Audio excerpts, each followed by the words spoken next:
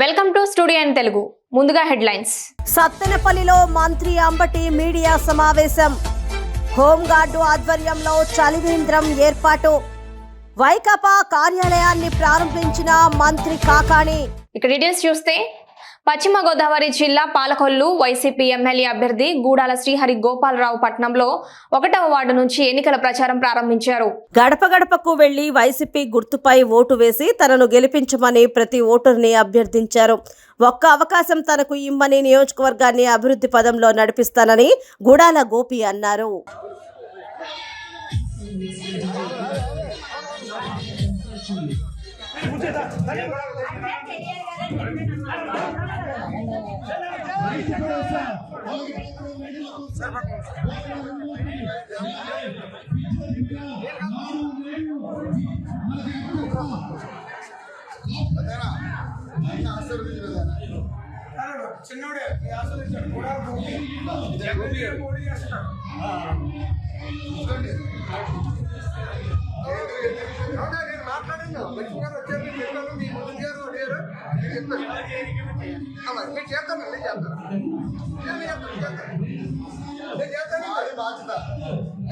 మీ బాధ్యత ఏంటి?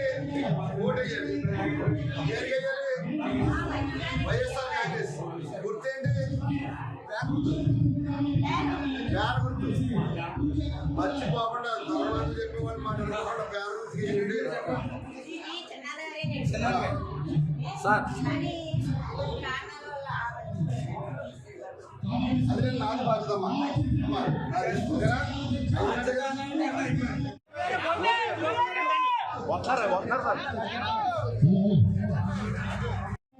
కాబట్టి మరొకసారి జగన్మోహన్ రెడ్డి గారు గెలిస్తే ఈ పథకాలన్నీ కూడా ఇలాగే అమలవుతాయి సోదరులారా. కాబట్టి మన రెండు వైపు కూడా అటు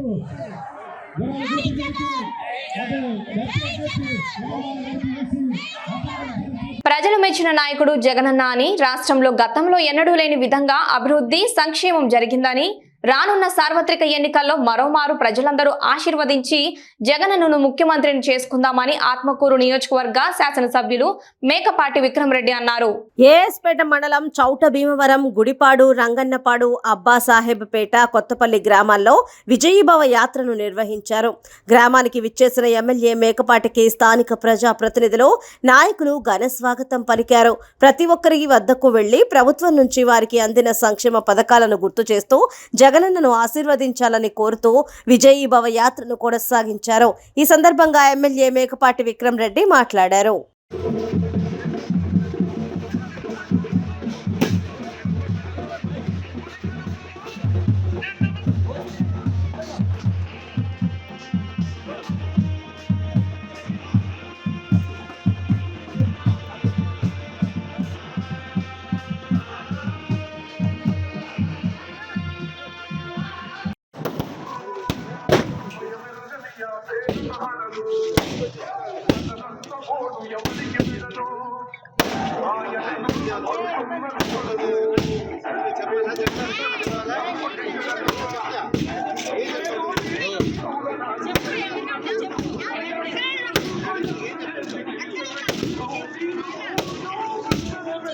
తెలుగుదేశం అధినేత చంద్రబాబుపై వైసీపీ ప్రభుత్వం ఆర్టిఫిషియల్ ఇంటెలిజెన్స్ ప్రచారం చేస్తుందని దుష్ప్రచారం చేసుకుంటున్నారు అని అన్నారు. చిలకలూరిపేట సభలో ప్రధాని సభకు భద్రత కల్పించలేదని కూడా దుష్ప్రచారం చేస్తున్నారు. చంద్రబాబు ప్రజా నాయకుడు కాదు, మోసాలు చేసే వ్యక్తి అని అన్నారు. ముస్లింల గురించి ఎలా మాట్లాడాడో ముస్లిం ప్రజలందరికీ తెలుసని అన్నారు. బీజేపీతో పొత్తు ఉన్న టీడీపీకి ఓటు వేస్తే ముస్లింలకు 4% రిజర్వేషన్ పోయినట్లే అని అన్నారు. 2014లో బీజేపీ, టీడీపీ, జనసేన కూటమిగా అధికారంలోకి వచ్చాయి. అధికారంలోకి వచ్చి రాష్ట్రంలో గందరగోళం చేశారని అన్నారు. ఒకరిపై ఒకరు దుష్ప్రచారాలు చేసుకుని నీచంగా మాట్లాడుకున్నారు. ఆంధ్ర రాష్ట్ర ప్రజలు వీరి కుమ్ములాట చూశారు. వీరి కూటమికి ప్రజలు ఓట్లు వేయడానికి సిద్ధంగా లేరు అని అన్నారు. రాష్ట్ర మాజీ ముఖ్యమంత్రి, తెలుగుదేశం పార్టీ అధినేత నారా చంద్రబాబు నాయుడు గారిపై వైఎస్ఆర్ కాంగ్రెస్ పార్టీ కావాలని ఆర్టిఫిషియల్ ఇంటెలిజెన్స్ ద్వారా దుష్ప్రచారం చేస్తుందని చంద్రబాబు నాయుడు గారు మాట్లాడుతూ ఉన్నారు. వైఎస్ఆర్ కాంగ్రెస్ పార్టీ ఓటమి భయంతోనే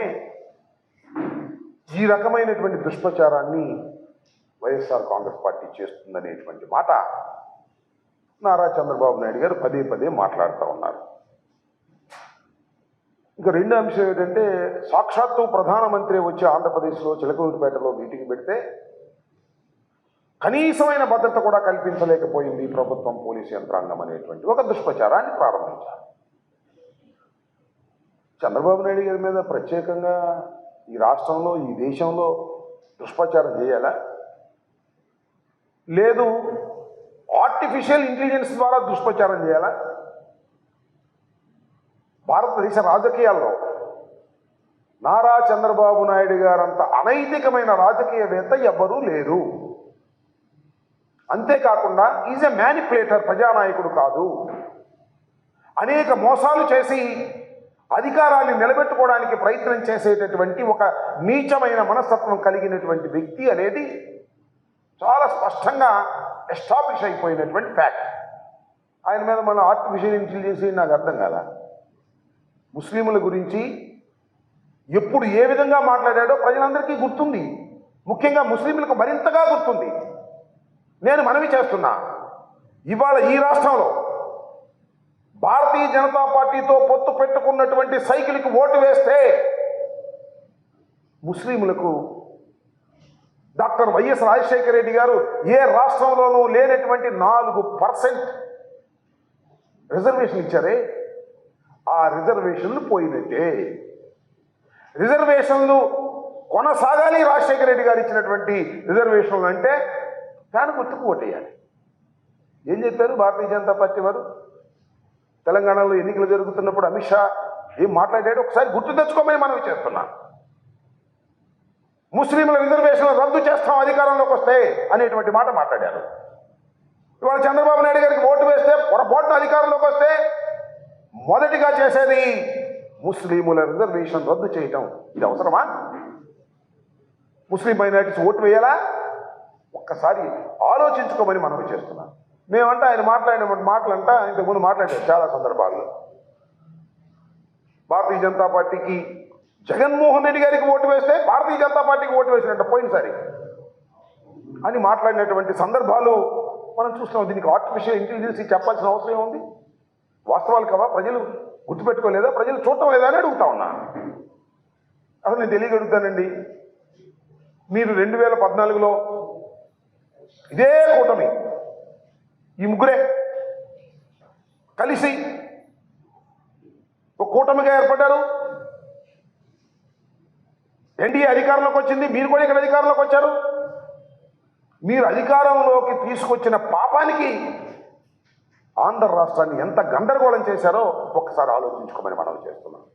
ముప్పాల మండలంలోని బొల్లవరం అడ్డరోడ్డు వద్ద హోంగార్డులు సుబాని చలివేంద్రాన్ని ప్రారంభించాడు. ఈ సందర్భంగా రూరల్ సీఐ రాంబాబు మాట్లాడారు.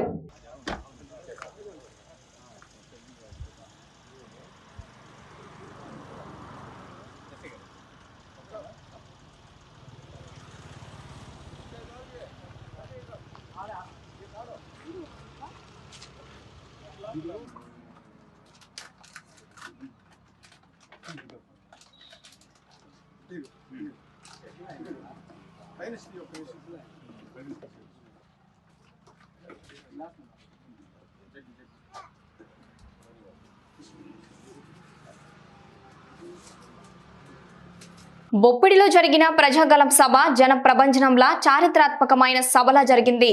బొప్పిడి సభకు 12 కిలోమీటర్ల దూరంలో నేను ట్రాఫిక్ లో ఇరుక్కుపోయానంటే సభకు ఎంత భారీ ఎత్తున ప్రజలు తరలి వచ్చారనేది అర్థం చేసుకోవాలి అని అన్నారు. మాజీ మంత్రి కన్నా లక్ష్మీనారాయణ సభకు ఎటు చూసినా 15 కిలోమీటర్లు ట్రాఫిక్ ఆగిపోయిన పరిస్థితి నెలకొంది. సభలో ఒక భాగం ప్రజలుంటే 3 భాగాలు సభ బయట ట్రాఫిక్ లోనే ఉన్నారు. ట్రాఫిక్ ను క్లియర్ చేయడంలో, జనాన్ని కంట్రోల్ చేయడంలో పోలీసు వ్యవస్థ తీవ్ర వైఫల్యం చెందిందని అన్నారు.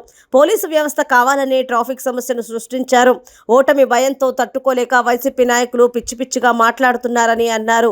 వైసీపీ ప్రభుత్వానికి ప్రజలు బుద్ధి చెప్పే సమయం ఆసన్నమైందని, వచ్చే ఎన్నికల్లో ఖచ్చితంగా వైసీపీ ప్రభుత్వానికి ప్రజలు బుద్ధి చెప్పి ఎన్డీఏ కూటమిని అధికారంలోకి తెచ్చేందుకు సిద్ధంగా ఉన్నారని అన్నారు.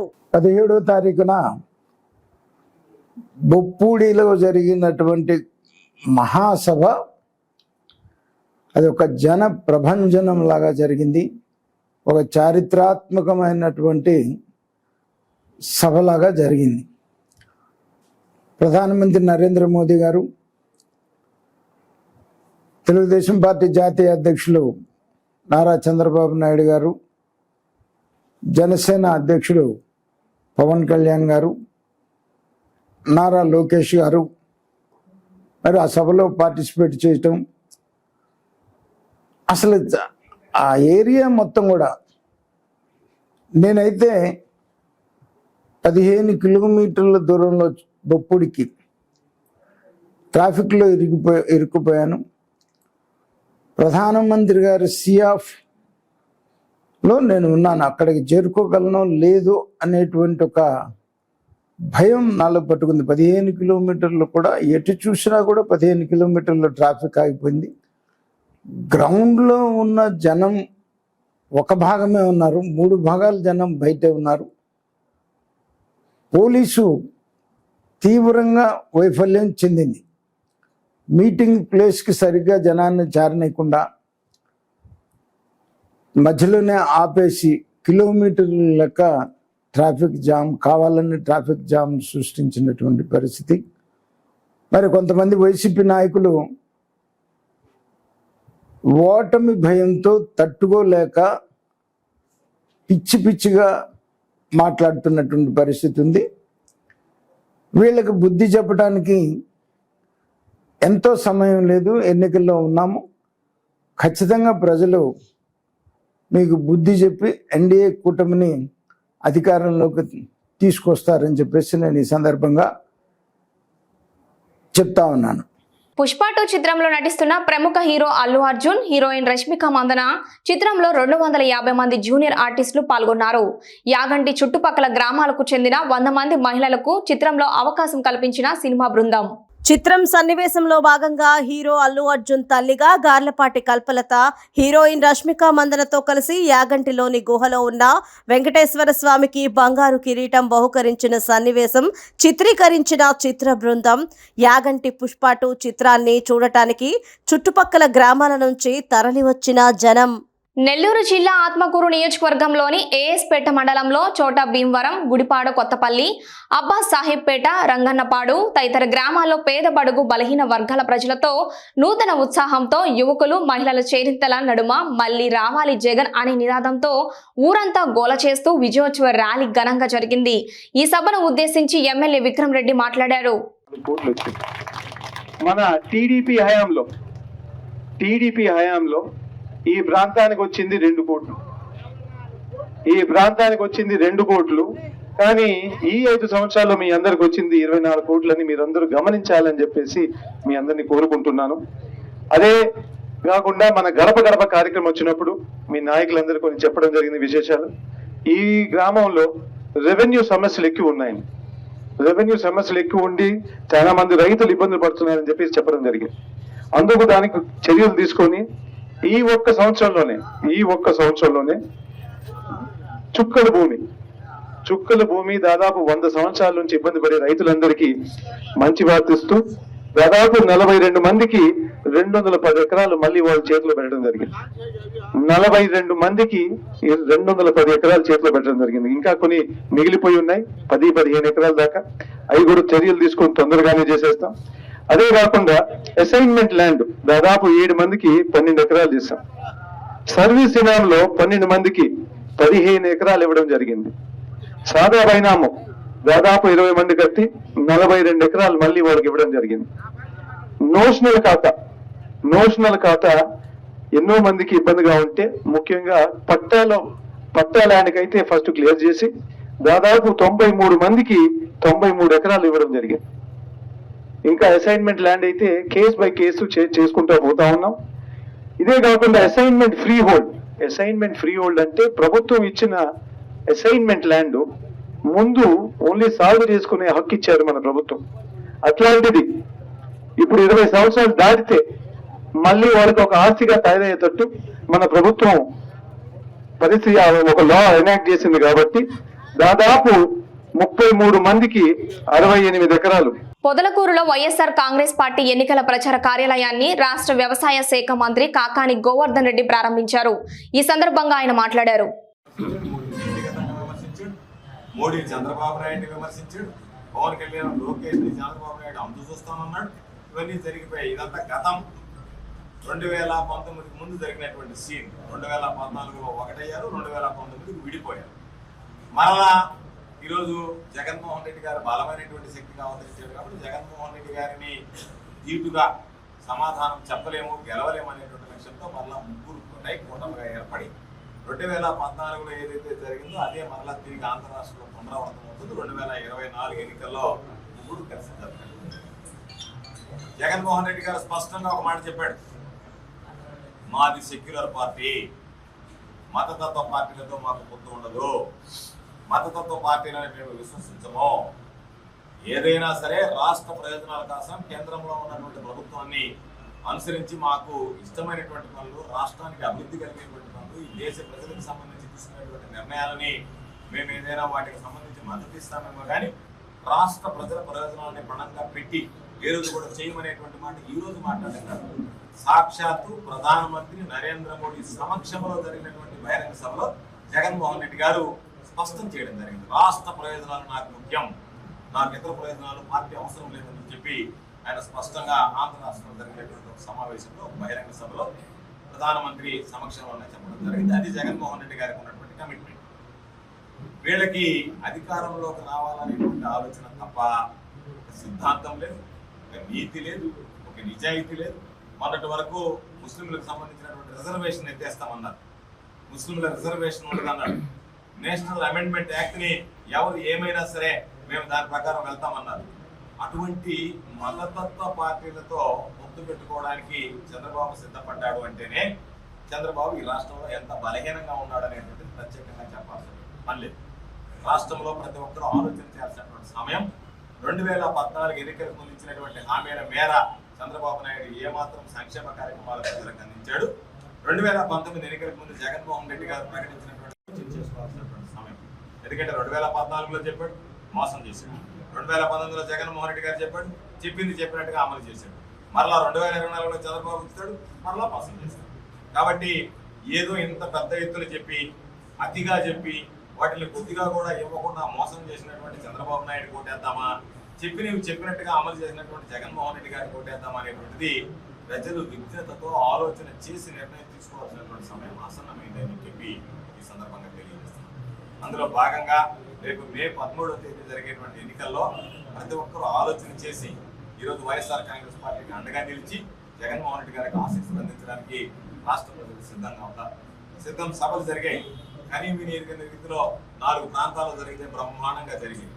పులిని చూసి నక్క వాతలు పెట్టుకున్నట్టు చంద్రబాబు పాపం 4 దగ్గర సభలు జరిగాయి. చివరి సభ చివరి సభ ఈరోజు మేదరమెట్టలో బ్రహ్మాండంగా జరిగింది. దాన్ని మించి చేయాలి నేను ప్రధానమంత్రితో సహా తీసుకొచ్చని చిరుకూరుపేటలో సభ పెట్టాడు.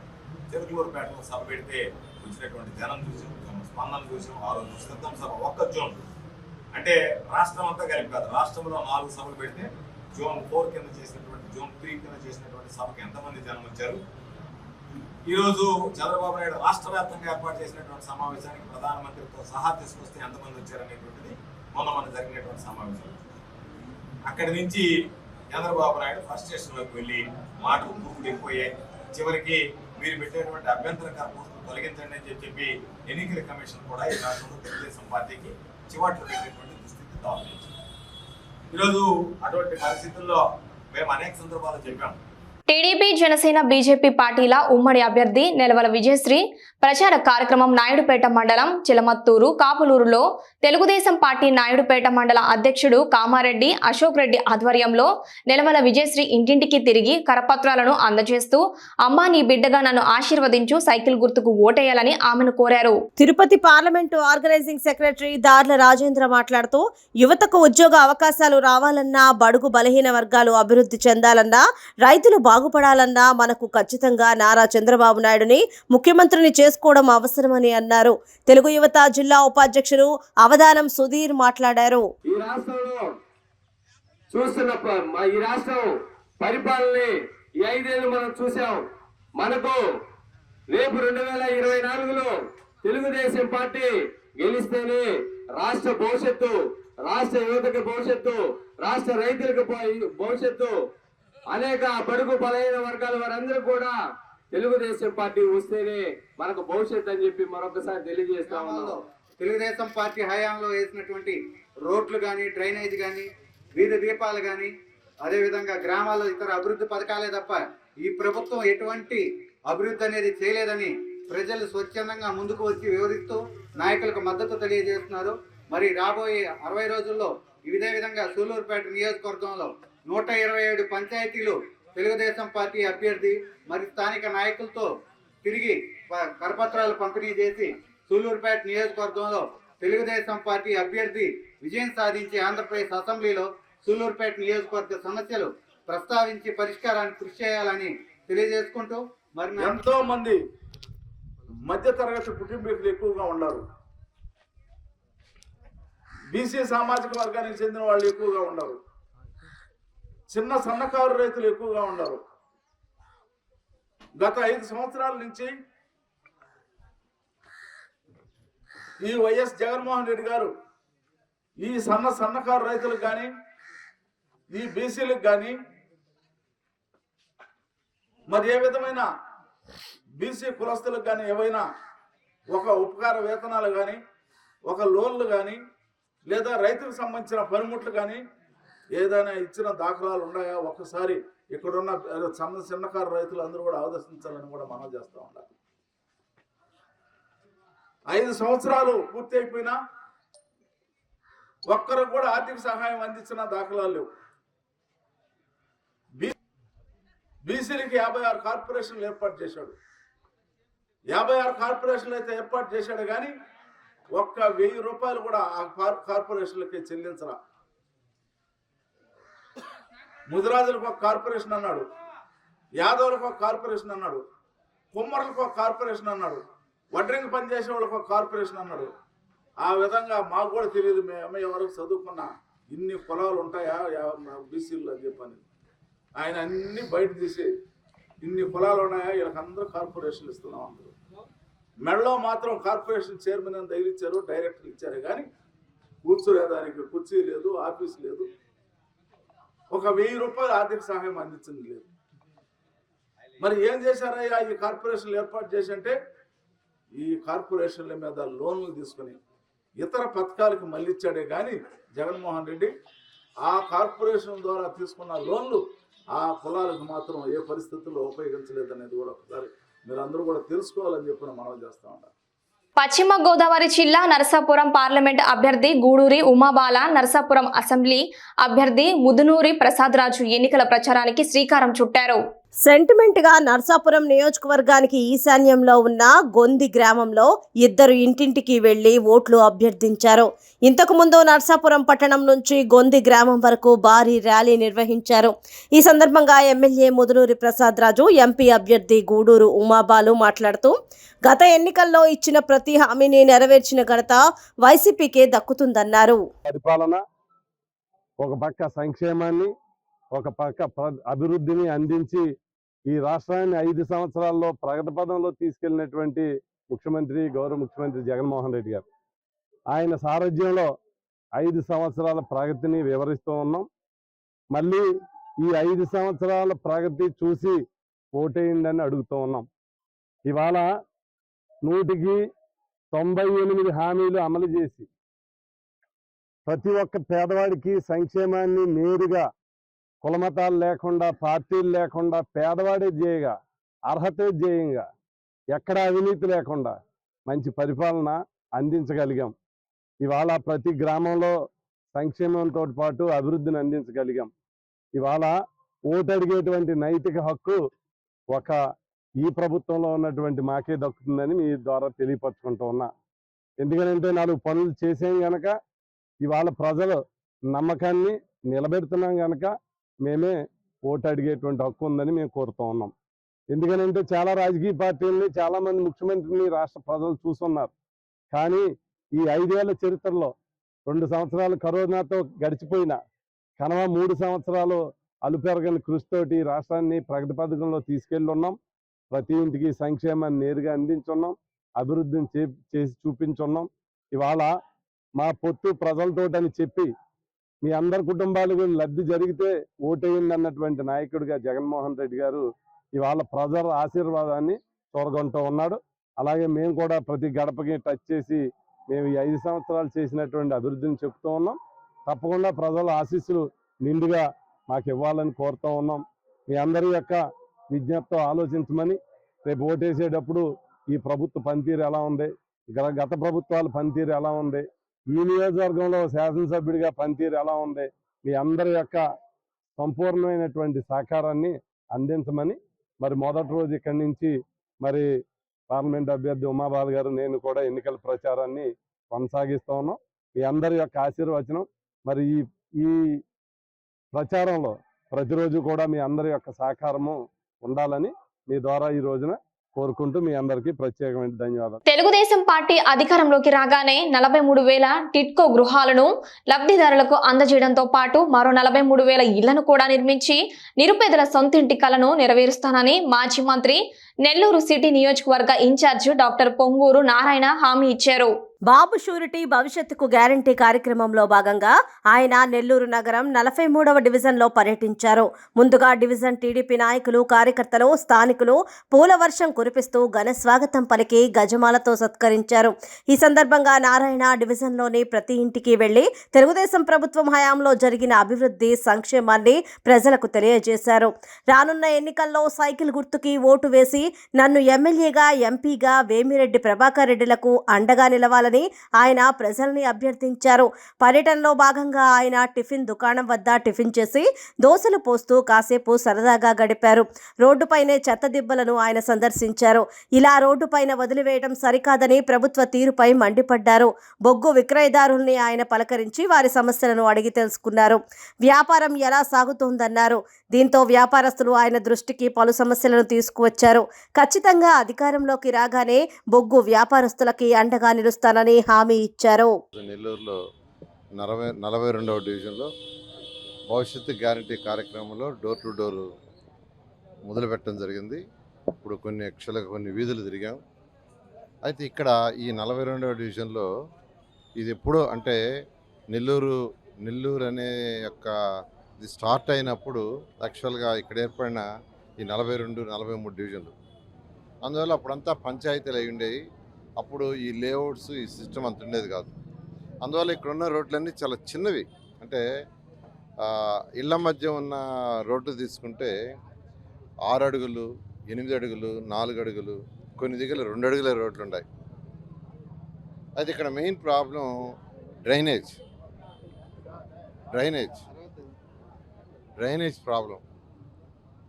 ఎక్కడ పట్టినా ఎక్కడికి పోయినా వాళ్ళు చూపిస్తున్నారు, సార్ చూడండి ఎలా ఉందో, మురుగు ఎలా ఉందో, దానివల్ల దోమలు ఎలా వస్తున్నాయో, దానివల్ల జబ్బులు వస్తున్నాయి, మలేరియా వచ్చిందని ఎక్కడికి పోయినా అదే చెప్తున్నారు.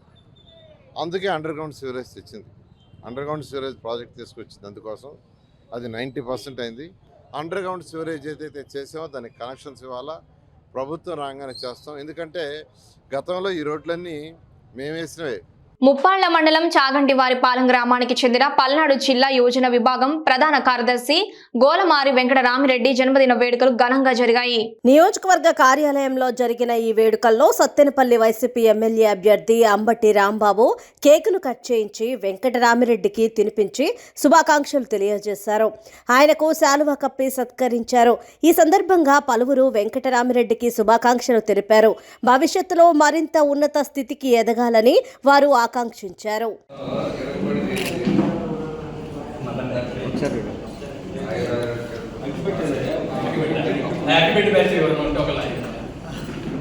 సార్ ఒకసారి హ్యాపీ బర్త్డే టు యు.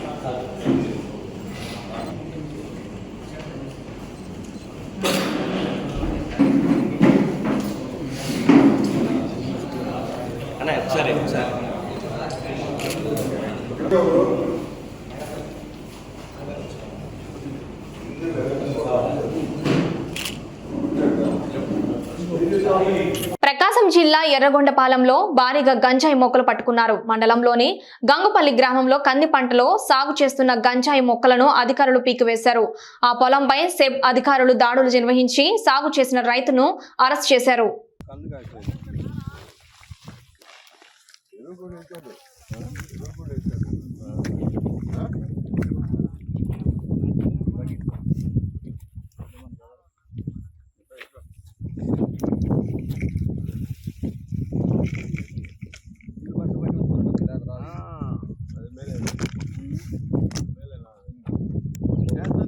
తీస్తున్నా సార్.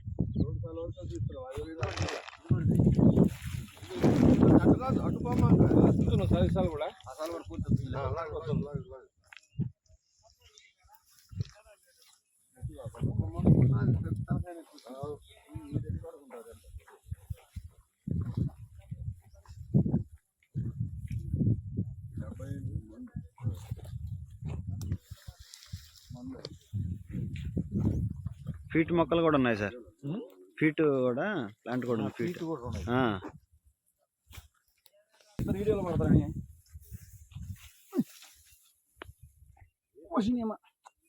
దీని ఒకరు చేస్తారా? దీని ఒక రాలే గట్టిగా అవును సార్.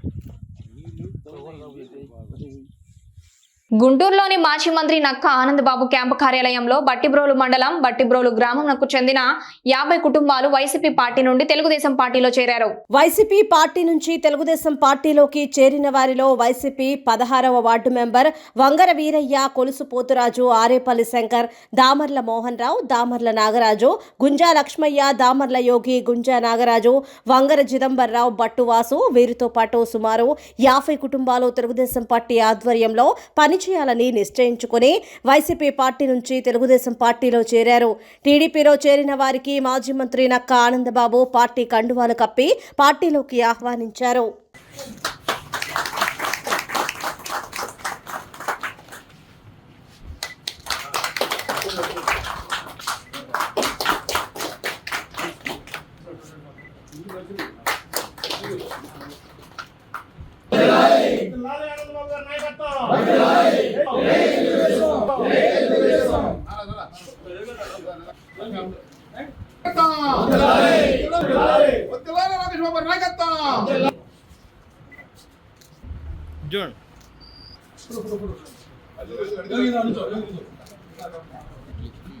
వీడియో కంటిన్యూ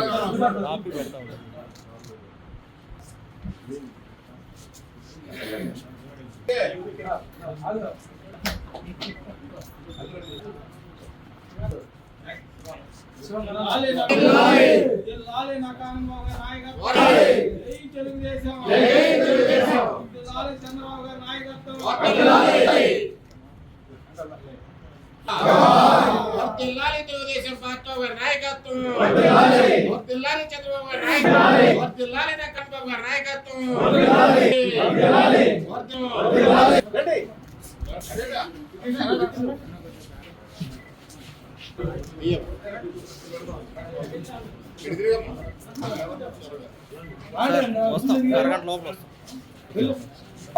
చూడమ్మా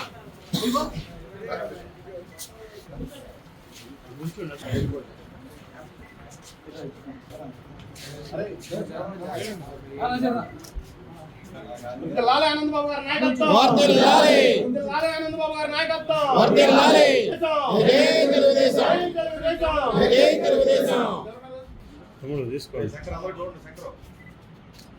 వార్తలు ముగించే ముందు హెడ్లైన్స్ మరోసారి చూద్దాం.